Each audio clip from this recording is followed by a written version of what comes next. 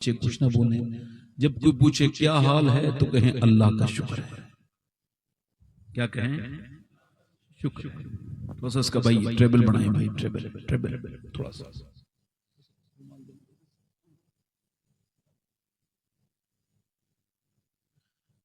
جب کوئی، چونکہ سارے لوگوں کو اپنی حال نہیں بتانا چاہیے، بلکہ حال اپنا کسی کو بھی نہیں بتانا چاہیے. سب کے ہاتھوں میں مرہم نہیں ہوتا، لوگ نمک لیے بیٹھے ہیں. بس سیدنا مولا علی فرماتے ہیں انسان کو اللہ اس وجہ سے آزمائش میں ڈالتا ہے، تکلیف دیتا ہے تاکہ وہ اللہ کے قرب میں چلا جائے، مگر وہ لوگوں کے قریب جانے کی کوشش میں ذلیل ہو جاتا ہے. سیدنا غوث العظم فرماتے ہیں سب کو حال بتاؤ گے تو بے حال ہو جاؤ گے، حال اسے بتاؤ جو حال بدل سکتا ہے. نہیں سمجھے بات کو؟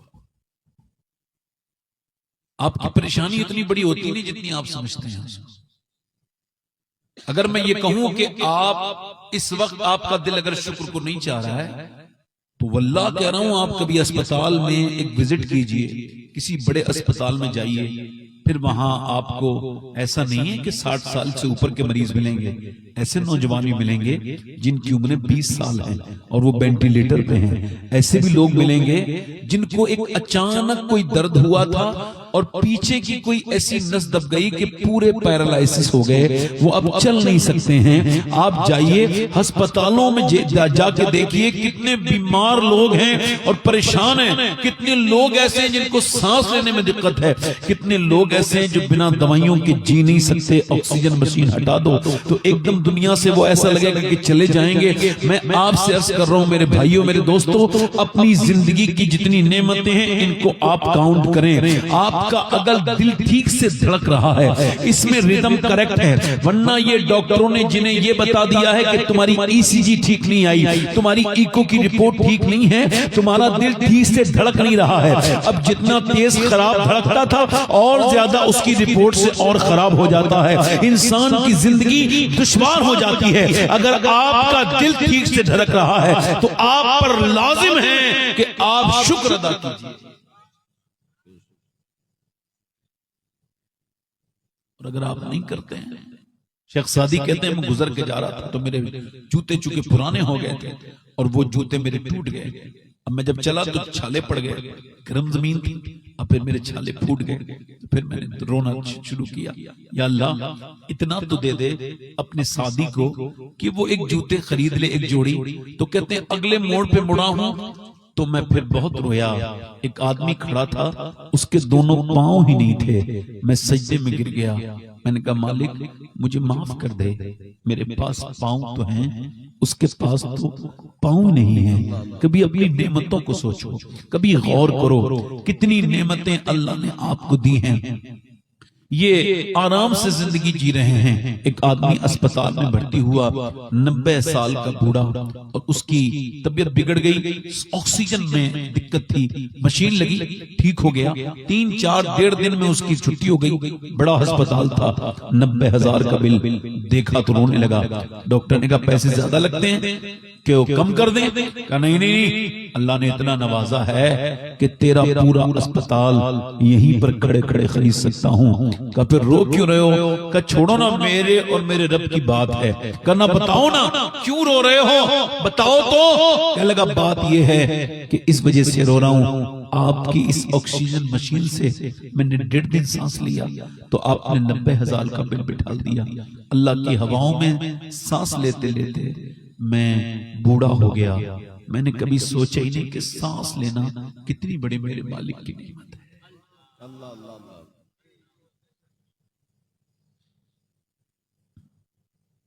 کبھی جائیے دیکھیے، زندگی اگر بدلنی ہے نا تو یہ آج سے میری بات اپنی گانٹھ میں باندھ دیجیے.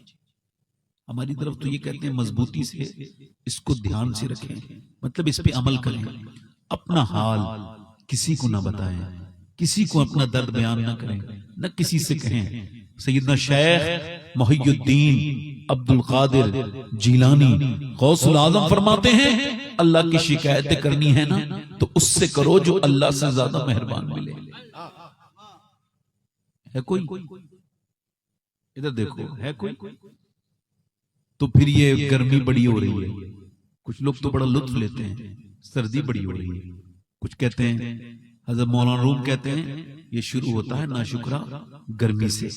گرمی بڑی ہو رہی ہے، زندگی اسی میں پورے 6-7 مہینے کہتا رہے گا گرمی بہت ہو رہی ہے. پھر جب بارش شروع ہو جائے گی تب اس کو اختلاف، بارش بہت ہو رہی ہے، بارش بہت ہو رہی ہے. اس کے بعد سردی، تو پھر اب یہ شروع ہو جائے گا. کوئی بات کرتا ہے ہم نے سردی بڑی ہو رہی ہے، تو کیا ہوا؟ آپ کے کہنے سے غوث العظم فرماتے ہیں موسموں پر اعتراض یہ اللہ پر اعتراض ہے.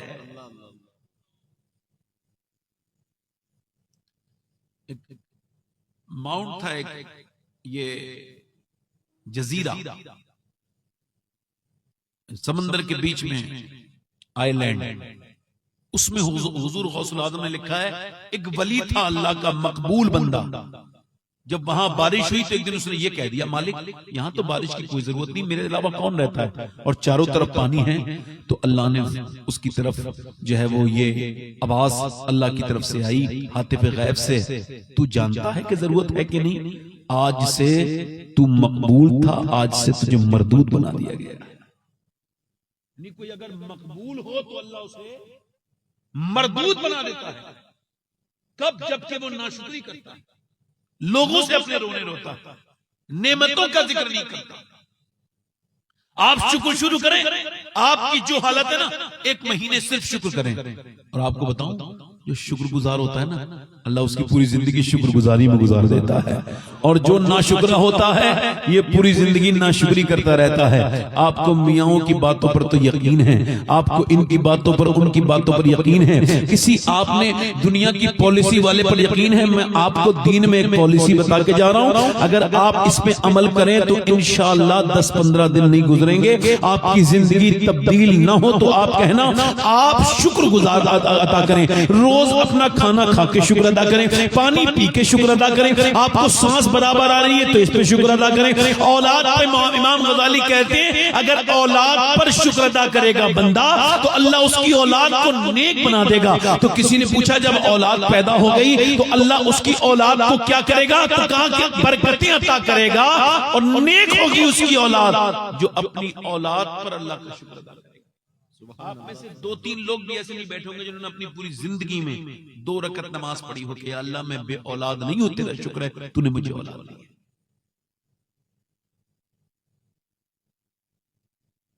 یہ ناشکری نہیں ہے، تبھی تو اولادیں بگڑ رہی ہیں. شکر گزاری کرو. ان لوگوں کو دیکھ کے جن کے پاس اولاد نہیں ہے، دولت ہے مگر برتنے والا کوئی نہیں، اس کا استعمال کرنے والا کوئی نہیں. اپنی زندگیوں میں تبدیلی چاہتے ہو تو شکر شروع کرو. میں آپ کو ایک واقعہ بیان کر کے کہاں جا رہے ہو بھائی؟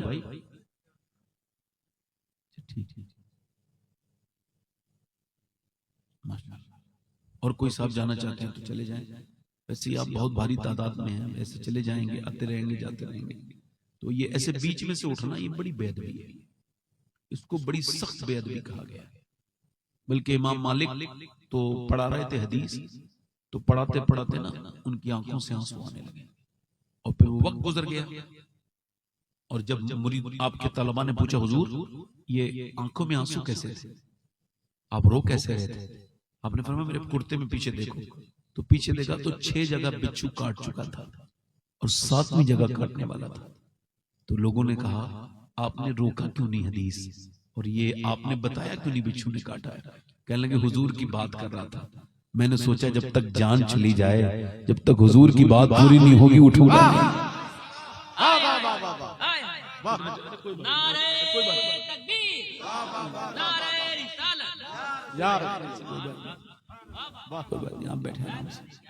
شکر انسان کی زندگی میں دیکھو جو شکر نہیں ادا کرتا منفی انسان ہوتا ہے، نیگیٹو پرسن، اور شکر گزار مثبت انسان ہوتا ہے، پازیٹو پرسن ہوتا ہے.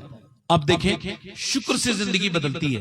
ایک آخری بات، مولانا روم کہتے ہیں کسی نے حاتم طائی سے پوچھا تم نے اپنے آپ سے زیادہ کوئی سخی دیکھا؟ حالانکہ وہ مسلمان نہیں تھا حاتم طائی، مگر چونکہ سخی تھا تو نام اس کا آج بھی زندہ ہے. اب دیکھیں، اب وہ کہتے ہیں آپ نے خود سے زیادہ کوئی دیکھا؟ کہنے لگے ہاں.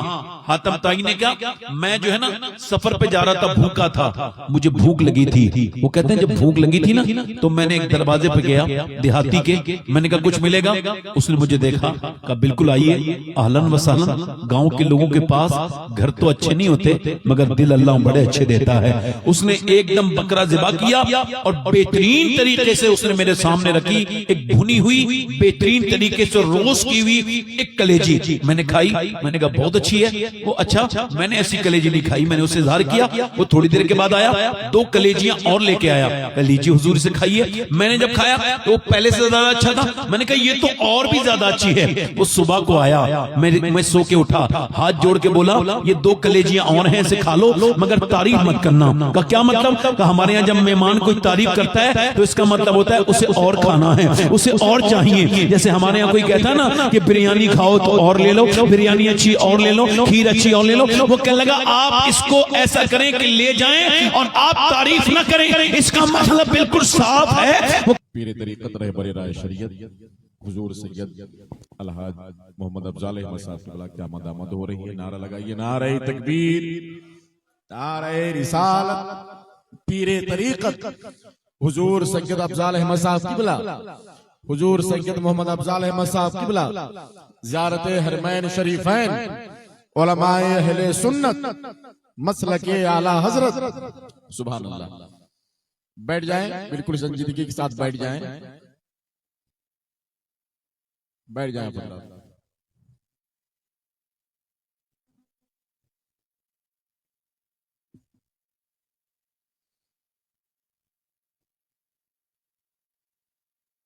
خیر میں بات کر رہا تھا آپ سے کہ اس نے جو ہے نا یہ کہا کہ دیکھیں آپ تعریف نہ کریں، بس کھا لیں. اس وجہ سے کہ میرے جو بکرے تھے میں قربان کر چکا، اب اگر آپ تعریف کریں گے تو میں شرمندہ ہو جاؤں گا، لہٰذا آپ تعریف نہ کریں. مولانا روم کہتے ہیں اس کا مطلب یہ ہے انسان بھی انسان کی اگر تعریف کرے نا تو انسان کا دل کہتا ہے کہ اسے اور دے اور کھلائے، مگر وہ ایک دن یہ بھی کہہ دیتا ہے بس میرا خزانے ختم ہو گئے، اب آپ میری تعریف نہ کریں. مگر اللہ کے خزانوں میں کوئی کمی نہیں، تم جتنی اس کا شکر ادا کرو گے وہ اتنا ہی تم کو نوازے گا، اتنا ہی عطا کرے گا. لئن شکرتم لازیدنکم، تم شکر کرو وہ نعمتیں بڑھاتا چلا جائے.